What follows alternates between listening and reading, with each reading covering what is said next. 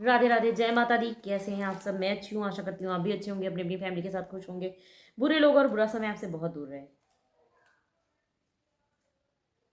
और गलत लोगों से भाई पाला भी नहीं पड़े आप लोगों का। क्या ही बोल सकते हैं, बहुत से नीच लोग आ जाते हैं कभी कभी लाइफ में। सॉरी।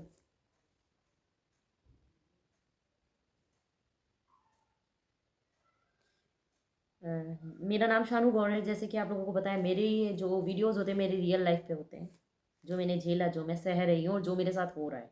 और बहुत सी चीज़ों पे मैं बोल नहीं रही इस टाइम पे। तो रविशंकर का एक कमेंट आपने देखा होगा मेरी पोस्ट पे, तू सही होती तो हर जगह तेरी सुनी जाती। इसका मैं जवाब देना चाहूंगी कि मैं अगर सही होती तो मेरी सुनी जाती।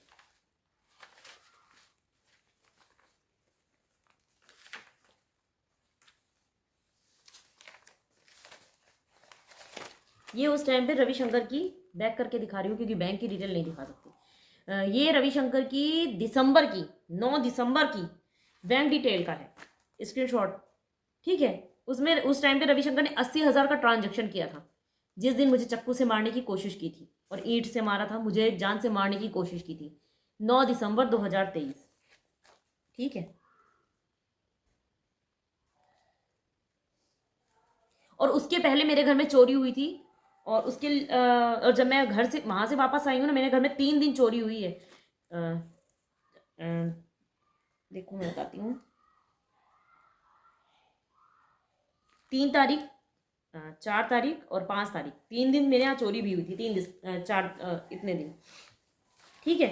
और उसकी भी मैंने एप्लीकेशन दी थी। और सबसे बड़ी बात, जो थाने में मैं एप्लीकेशन दे रही थी ना, बार बार मेरी एप्लीकेशन चेंज कराई जा रही थी।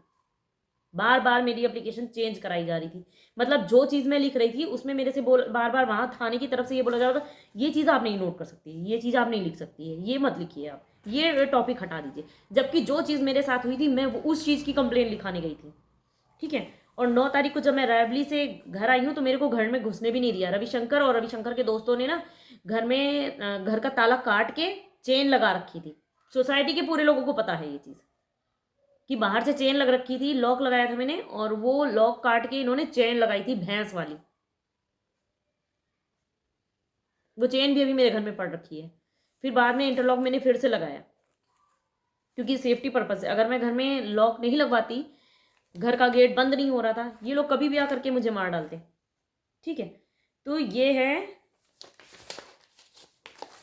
डेट, आप देखिएगा, 10 दिसंबर 2023 का। ये मैंने दिया था, मेरे घर में चोरी हुई थी। और नॉर्मली ये होता है कि भाई अगर आप कोई भी पुलिस कंप्लेन लिखाते हो ना, तो उसकी आपको एफआईआर कॉपी मिलती है। नहीं मिली थी मुझे।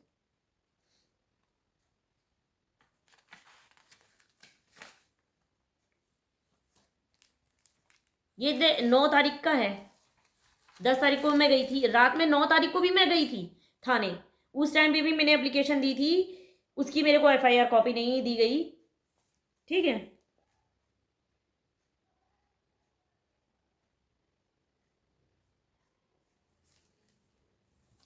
ये इस पे आप डेट वो करिएगा, देखिएगा। ये रविशंकर ने एफिडेविट बंथरा थाना में मेरे को साइन करके दिया था, अगस्त 2023 में।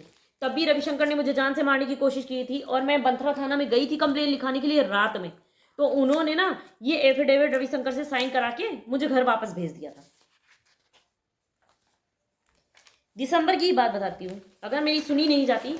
इसकी ओरिजिनल भी मेरे पास है, ये मैंने फ़ोन से निकाली है। उन लोग, मेरे को थाने से नहीं दिया गया था। जो मेरा मेडिकल चेकअप हुआ था वो थाने से नहीं दिया गया, ना ही मुझे एफआईआर की कॉपी दी गई। ये कराया था थाने वालों ने। इसका ना मेरे पास फोटो भी रखा है, ओरिजिनल वाला भी फोटो मोबाइल में क्लिक किया हुआ रखा है, क्योंकि मुझे शक था कि थाने वाले मुझे ये चीज़ नहीं दिखाएंगे और ना ही देंगे।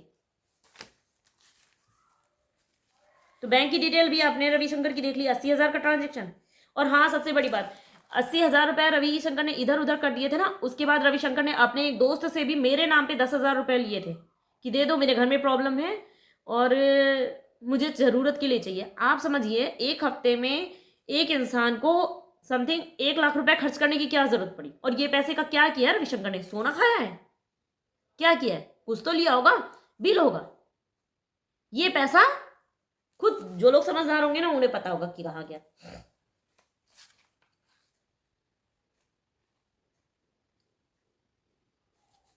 3 तारीख को 3 दिसंबर 2023 में, दिसंबर की ही बात है, रविशंकर ने मेरे फादर के ऊपर और मेरे भाई के ऊपर रायबरेली में जाके कई लोगों के सामने, समथिंग वहां पे 100 लोग रहे होंगे, 100 से कम, थोड़ा सा समझ लीजिए आप, क्योंकि शादी का घर था, मेरे ऊपर हमला किया था, जान से मारने की कोशिश की थी, वो भी बाहर दरवाजे पे। ये घर के अंदर की बात नहीं बोल रही हूं मैं, जहां पे बहुत से लोग थे और बहुत से आई विटनेस थे। पुलिस ने उस दिन भी कुछ नहीं किया था, मैंने 112 नंबर डायल किया था, उसके आने से पहले ही भाग गए थे। इस पे भी मुझे FIR नहीं मिली कॉपी, ये डेट आप देख सकते हैं। और उस दिन जो रायबरेली के दरोगा थे ना, उनसे रविशंकर ने दारू के नशे में बहुत गाली गलौज भी की थी। पर वहां पे और हर जगह, जैसे ही मैंने बताया ना कि मेरा पति फौज में है, तो कोई कुछ कर ही नहीं सकता या फिर करना नहीं चाहता। और एक दिन रविशंकर अरेस्ट भी हुए थे, 9 तारीख को रविशंकर थाने में थे भी।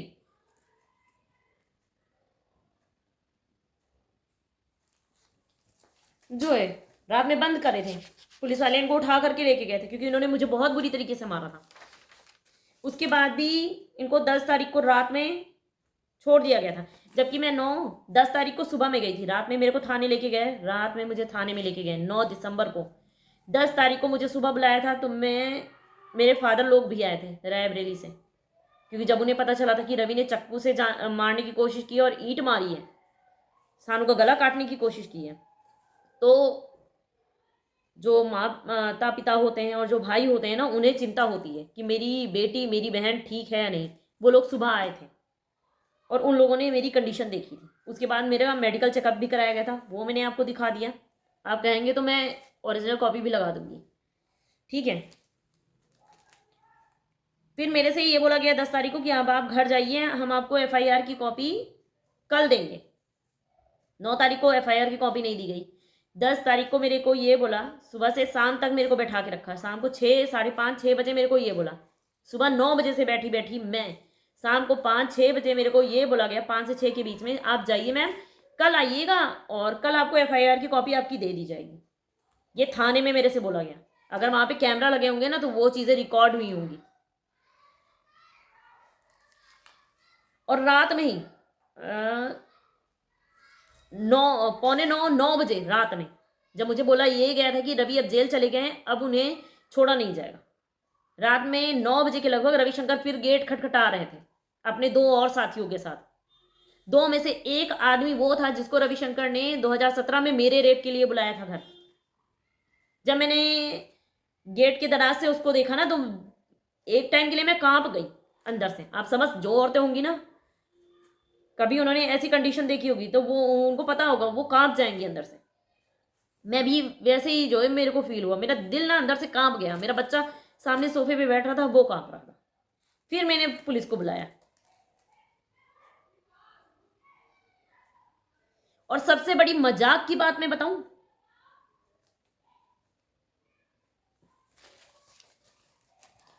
11 तारीख को मेरे को ये दिया गया। 9 तारीख को रविशंकर ने मेरे पर चाकू से वार किया था।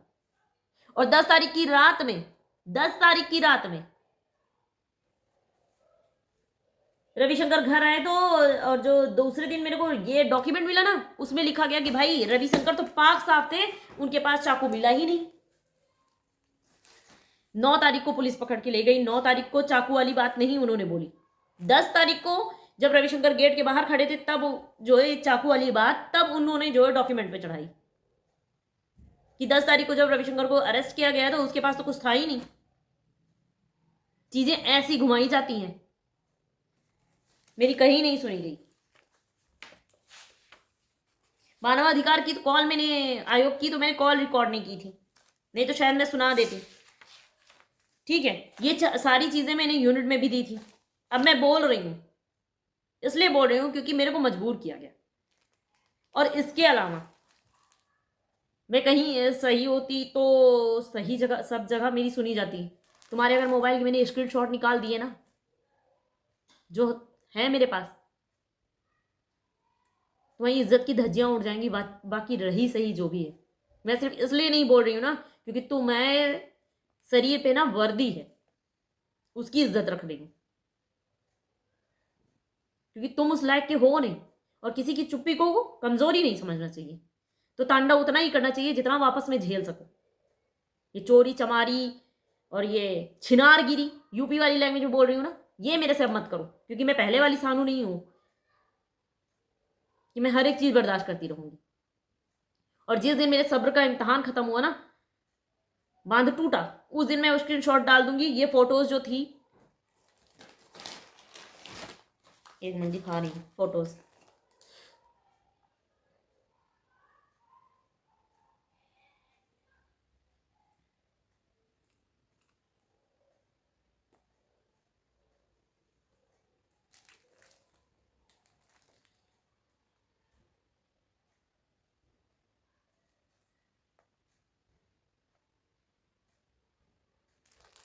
और जो सरस्वती सरस्वती जिनकी फोटोज थी ना, सबकी निकाल निकाल के डाल दूंगी, समझ गए। और वो जो स्क्रीनशॉट में जो नंबर थे, जो मैसेज थे, समझ सकते होगे ना, वो भी डाल दूंगी मैं। तो मैं सही हूं कि गलत, मेरे पास है सबूत पर्याप्त मात्रा में। ये मत बोलो, जब तक तुम्हारे पास पैसा है तब तक तुम बच सकते हो, उसके बाद तुम नहीं बच सकते। अभी तुम्हारा ये है कि मैं फौज की नौकरी करता हूँ, मैं फौजी हूँ, मैं फौजी हूँ, बच जाओ। उसके बाद क्या करोगे, ये सुनिएगा। खाने जाओ, कहीं भी जाओ, लिंकन द्वीप तुम देखे जाओ, ले आओ दे आओ, हमें किसी फर्क नहीं पड़ा, ना कहीं डर पड़ा है, ठीक है, तुम देखे जाओ। सुन लिया आपने। अब एक इंसान कैसे कह सकता भाई तुम थाने भी चली जाओ, पर मेरे को किसी का डर नहीं पड़ रखा। बाबू भैया, पैसा बोलता है। अगर तुम्हारी जेब में नोटे हैं ना, तो तुम्हें कोई ऐसे भी टच नहीं कर सकता है। ये होता है, सबूत सारे धरे के धरे रह जाते हैं। नहीं तो तुम्हारी बहन भी है थाने में, कि तुम्हारी ससुराल लगे, कि तुम्हें पता है, इतना कॉन्फिडेंस है, तुम थाने भी चली जाओ, तुम्हारी कहीं नहीं सुनी जाएगी। क्यों नहीं सुनी जाएगी?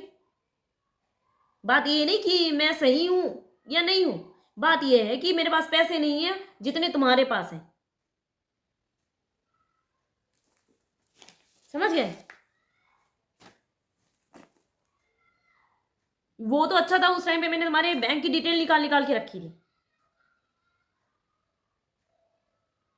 अब तुम साबित करके जाना कि उस पैसे का तुमने खरीदा क्या अपनी भौजी के लिए। हार?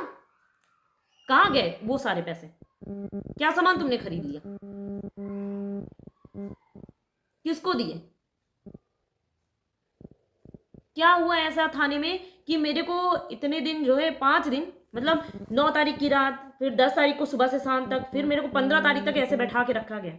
मेरा मेडिकल चेकअप भी कराया गया जो है, ले जा करके हॉस्पिटल में। उसके बावजूद मेरी FIR नहीं लिखी गई। मेरे को 15 तारीख को मेरी को ये बोला गया, आपकी FIR नहीं लिखी जाएगी भाई। मैंने कहा क्यों सर? क्योंकि आपका पति फौजी है, और अगर फिर भी आपने अगर FIR लिखाने की कोशिश की ना, तो हम आपके अगेंस्ट मुकदमा लिख देंगे। तो मैंने कहा सर लिख दीजिए। उस टाइम पे जो थे ना वहाँ पे थाने में, तो उन्होंने मेरे से ये बोला था कि हम आपके अगेंस्ट ही मुकदमा लिख देंगे। मैंने कहा लिख दो, मेरे को नहीं डर पड़ा है, क्योंकि मैंने गलत किया नहीं कहीं। तो उन्होंने बोला कि नहीं आप जाओ, हम नहीं लिखेंगे।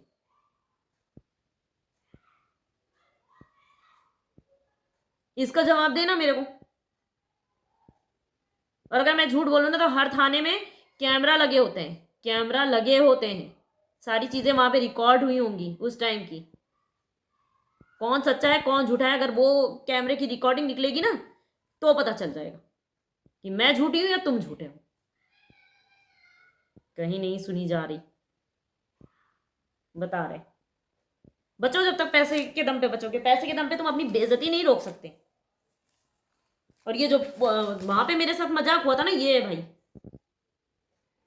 10 तारीख को जो रात में एक कोई सीनियर अफसर आया था पुलिस का, मेरे को उसका नाम नहीं पता है।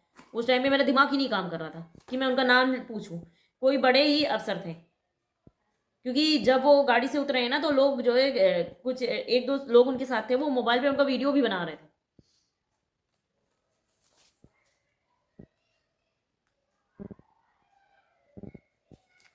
तो वो उनको उठा के लेके गए थे। तब ये 11 तारीख को मेरे को ये दिया गया था। 9 तारीख को जो मैंने एप्लीकेशन दी थी थाने में, बंथरा थाने में जा करके, उसकी मेरे को FIR कॉपी नहीं दी गई। हाँ, उसके लिए मेरा मेडिकल चेकअप कराया गया। और जो फरवरी में मेरा मेडिकल चेकअप हुआ था उसकी तो मेरे को कॉपी भी नहीं दी गई। उसका तो वो सब डकार गए वो लोग डॉक्यूमेंट, क्योंकि उन्होंने पता मेरे से क्या बोला फरवरी में। मैंने कहा सर मेरे को मेडिकल कॉपी दे दो। जब उन्होंने बोला हम FIR नहीं लिखेंगे तो कहते हैं मैम अगर हम आपको मेडिकल कॉपी दे देंगे तो आप आवा में दे दोगे। तो यार वो थाने में उन्हें कैसे पता कि मैं आवा में डॉक्यूमेंट देती हूँ? मुझे समझ में नहीं आता चीजें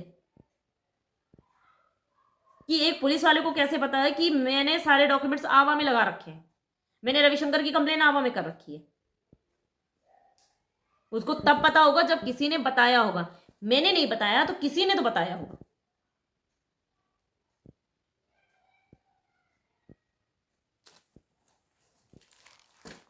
इसीलिए मजबूर होकर के मेरे को सोशल मीडिया पे आके बोलना पड़ा।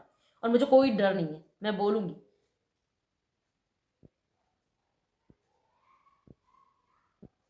और जो स्क्रीनशॉट मैं नहीं डाल रही हूं ना, वो भी किसी दिन मैं डाल ही दूंगी।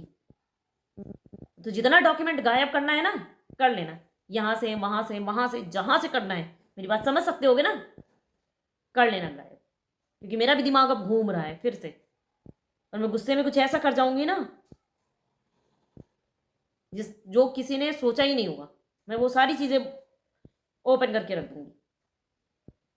तो जितना चोरी चमारी और छिनरपन करना है कर लो जाके, पर मेरे सब्र को आजमाओ मत।